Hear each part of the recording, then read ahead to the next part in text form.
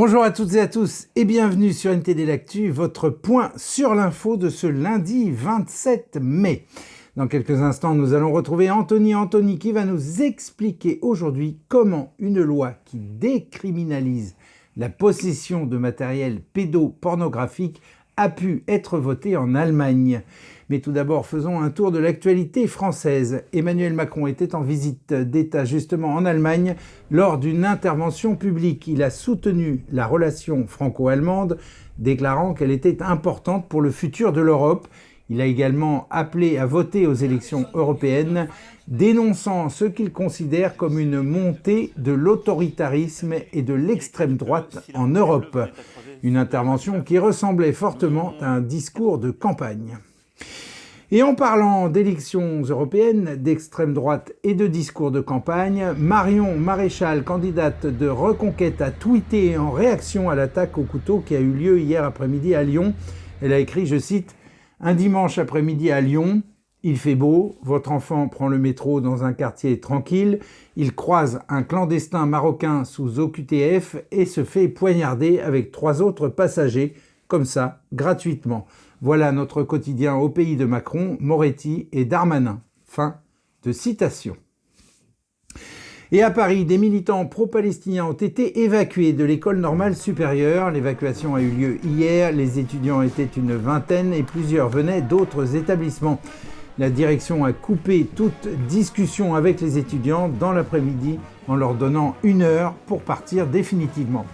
La direction a déclaré que des messages ont été postés sur les réseaux sociaux montrant les photographies et les noms de certains membres du conseil d'administration de l'école recouverts de gouttes de sang.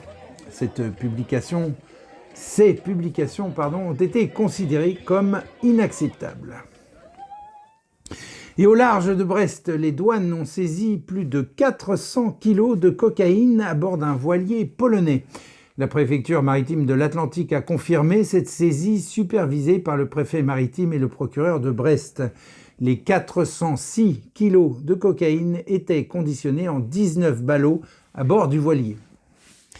Et si vous êtes de ceux qui font attention à ce qu'ils consomment, vous serez content d'apprendre qu'un nouveau logo appelé Origine Info pour les produits alimentaires transformés sera disponible pour indiquer la provenance des ingrédients.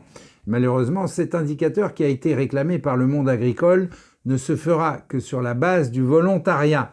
L'indicateur mentionnera les 3 principales matières agricoles du produit et leur pays d'origine. Par exemple, ici vous pouvez lire blé, France, tomate, Italie et bœuf, France. C'est toujours mieux que rien et ça incitera peut-être les consommateurs à se tourner vers les produits qui ne cachent pas leurs origines. Et voilà, il est temps déjà de retrouver Anthony. Anthony, c'est à vous. Merci Rémi, bonjour à tous. Aujourd'hui, nous abordons le sujet de la lutte contre la pédocriminalité. Et nos regards se posent sur nos voisins allemands qui prennent une direction, disons, surprenante. En effet, il y a quelques jours, le Parlement allemand a voté la décriminalisation de la possession de matériel pédopornographique. Ainsi, lorsque le projet de loi entrera en vigueur, les peines minimales pour la possession de matériel pédopornographique seront réduites et l'infraction sera ramenée à un délit mineur. Une décision qui a de quoi soulever des questions. On peut notamment se demander pourquoi un tel revirement a eu lieu. En tout cas, les réactions sont vives. Les organisations de défense des droits de l'enfant ont largement critiqué cette mesure, la jugeant totalement irresponsable. Elles craignent notamment que cela n'encourage les pédophiles à passer à l'acte. Même si le gouvernement allemand assure que des garde-fous seront mis en place, vous vous en doutez, les inquiétudes demeurent. Tout de suite, les détails sur cette loi controversée qui fera sans doute couler encore beaucoup d'encre dans les prochains jours. Jeudi 16 mai, les députés allemands ont adopté un projet de loi visant à décriminaliser la possession de matériel pédopornographique. La possession d'un tel matériel a été qualifiée de crime en Allemagne pour la première fois en 2021, après que la ministre fédérale de la Justice, Christine Lambrecht, du Parti social-démocrate, a introduit une peine minimale d'1 an pour cet acte. Mais depuis le rétropédalage du 16 mai, il n'est plus considéré comme criminel. Le ministre de la Justice Marco Buschmann a défendu le texte, affirmant qu'il permettrait de concentrer les moyens sur la traque de réseaux pédophiles, plutôt que de poursuivre de simples consommateurs. Il a assuré que des mesures d'accompagnement seraient mises en place, comme un meilleur repérage des personnes à risque. Le texte de loi stipule que la rétrogradation en délit s'impose également de toute urgence, afin de pouvoir réagir à la grande proportion de mineurs délinquants.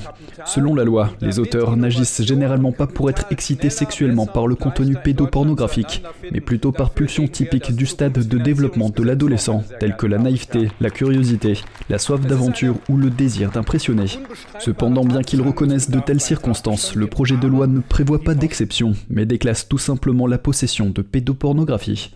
La mesure a été saluée par un groupe d'activistes allemands pro-pédophiles, connu sous le nom de Krumme 13 ou simplement K13. Ce groupe a été décrit comme une organisation d'entraide pour les pédosexuels. Ce groupe tristement célèbre a été fondé par Dieter Gieseking, qui a été accusé à plusieurs reprises et condamné pour possession de matériel pédopornographique. Vous l'imaginez, maintenant que le Parlement allemand a décriminalisé la détention d'images pédopornographiques, la polémique ne fait que commencer. Les associations qui redoutent une explosion de la demande et une aggravation des violences faites aux enfants réclament le retrait immédiat de la loi.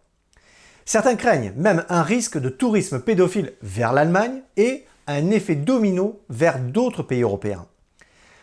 Le gouvernement se veut rassurant, affirmant que la loi s'inscrit dans une stratégie plus large de lutte contre la pédophilie. Mais le malaise est quand même là, et il est palpable dans l'opinion. Et l'opposition ne compte pas s'arrêter là. Une motion demandant l'abrogation de la loi est d'ores et déjà en cours de préparation. Même au sein de la majorité, des voix s'élèvent pour réclamer des ajustements. Alors, avec de pareilles réactions, cette affaire risque de peser durablement sur l'image du gouvernement. Les prochaines semaines s'annoncent donc agitées pour nos voisins allemands. Bien sûr, nous ne manquerons pas de vous tenir au courant des prochains développements. Rémi, c'est à vous. Merci Anthony, et si vous aimez nos émissions, n'oubliez pas de cliquer pour vous abonner et de liker la vidéo, si ce n'est déjà fait bien sûr. Cela permettra à plus de bonnes personnes de nous rejoindre. Merci. Et en Papouasie, Nouvelle-Guinée, un terrible glissement de terrain a eu lieu au nord du pays, dans la région montagneuse d'Enga. On craint qu'environ 2000 personnes aient été ensevelies. Les sauveteurs sont actuellement sur place pour rechercher des survivants. Initialement, les estimations donnaient une centaine de morts, mais ce bilan a été considérablement revu à la hausse. Le glissement a également entraîné des destructions majeures, laissant craindre un impact économique important pour le pays. Selon le directeur par intérim du Centre national des catastrophes, la situation reste instable. Et au Moyen-Orient, lors d'une frappe israélienne à Rafah, dans le sud de la bande de Gaza, les forces israéliennes ont éliminé Yassin Rabla, commandant du quartier général du Hamas pour la Judée-Samarie, et Khaled Nagar, haut responsable du siège de l'organisation dans la région. La frappe ciblée a provoqué un incendie qui aurait causé la mort d'environ 35 personnes, selon les médias palestiniens et le Croissant Rouge. Le Hamas a qualifié cet événement de massacre contre des civils et a pointé du doigt le soutien américain à Israël.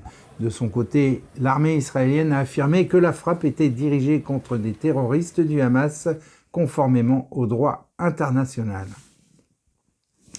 Et sur le même sujet, suite à la décision de l'Espagne de reconnaître un État palestinien, Israël a annoncé des mesures de sanctions. Le ministre des Affaires étrangères israélien a restreint les services du consulat espagnol à Jérusalem.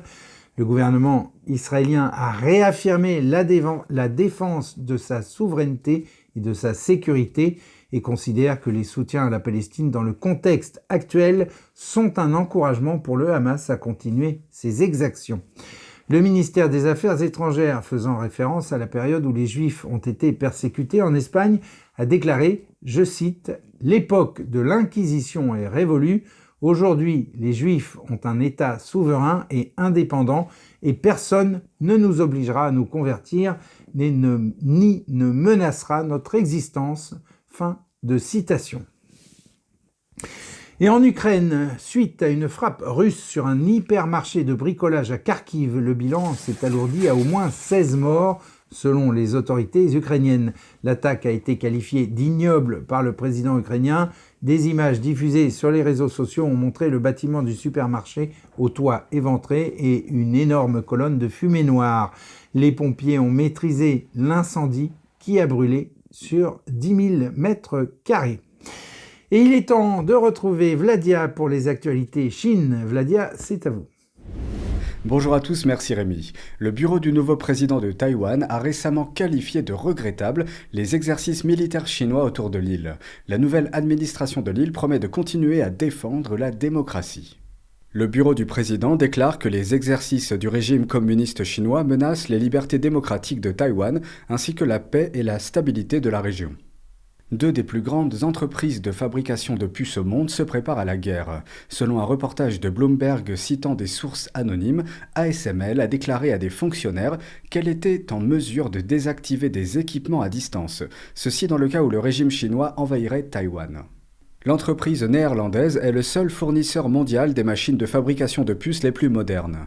L'un de ses principaux acheteurs est TSMC, une entreprise taïwanaise qui fabrique plus de 90% des semi-conducteurs de pointe dans le monde. La fermeture à distance s'applique aux machines à rayonnement ultraviolet extrême de l'entreprise néerlandaise qui sont souvent utilisées pour créer des puces liées aux équipements militaires. Ces machines sont au cœur de la bataille pour la domination des puces, la Chine essayant de gagner du terrain dans la fabrication des semi-conducteurs. Étant donné que la Chine n'est pas capable de produire ces fameuses puces, vous imaginez la taille de l'enjeu pour Pékin. La compétition pour les puces est un axe très important pour dominer. C'est tout de mon côté, merci à tous, merci Rémi, à demain. Merci Vladia, et on conclut cette édition en beauté avec l'un des plus grands peintres du XVIIe siècle, Luca Giordano. Luca Giordano est né à Naples en 1634. Sa ville natale lui a offert un terreau favorable pour son développement artistique. Encouragé par un père ambitieux, nourri par l'observation des plus grands artistes européens, Giordano était un artiste très cultivé. Il a été formé dans le sillage du peintre Giuseppe de Ribera, représentant de l'école napolitaine, et a pastiché les plus grands artistes européens. Surnommé Fa Presto, qui va vite, il a réalisé près de 5000 œuvres au cours de sa carrière avec un style défini par des compositions dynamiques et lumineuses. Adorant travailler sur de très grands formats, Giordano a décoré de nombreuses églises napolitaines et des palais italiens et espagnols. Il se distinguait par une grande liberté artistique.